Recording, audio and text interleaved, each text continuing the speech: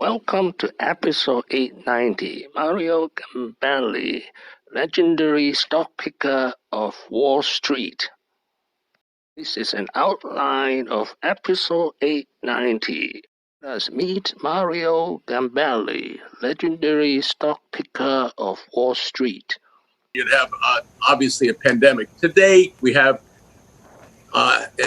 instead of an industrial revolution, a digital revolution, Wilfred, and that is powering what you're seeing in terms of direct to the consumer, in terms of streaming, in terms of how people shop and all the changes that are taking place. And some of those will be embedded for a long time. And companies are changing their business model. This is part of the reallocation of capital that the capitalist system does extremely well, inefficiently at times, but well over a long period of time.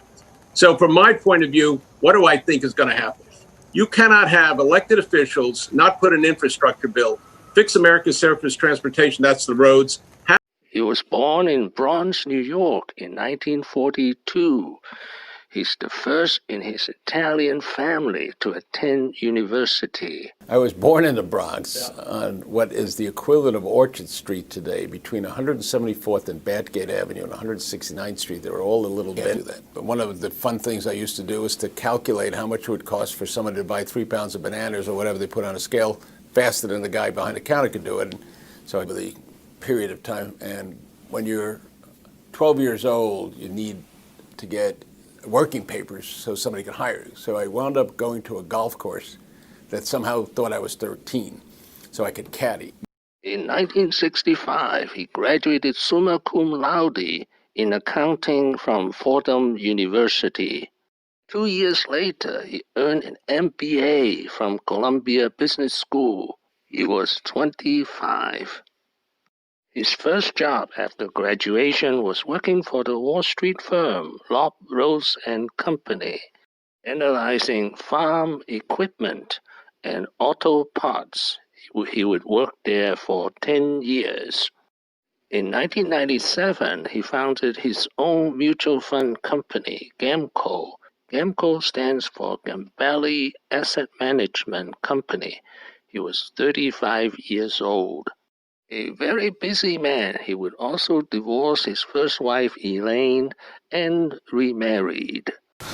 You have said you have a target of 50% profit in 2 years. Is that realistic, and why do you name those two numbers? Lou, that's kind of our minimum hurdle rate before we make an investment. The numbers are very simple. 2 years, because any longer than that creates too much uncertainty, and any less than that, it doesn't take enough time for the idea to work out. 50% because an individual investor on a 20% long-term capital gain rate retains 40%. That's 20% a year, 10% inflation, 10% real. We're trying to get 10% real rate of return for our clients per annum. How often do you make your own target? We've substantially exceeded that in the last 5 years, but that's been a bull market, Lou. His reputation for stock picking took off in the 1980s when he found success betting on media and telecom sectors. His most famous bet was Viacom. And it's called deregulation. You know, back in the 30s, we used to read about Dick Tracy with the two-way watch, calling headquarters, and we thought, my God, that's a product of the future.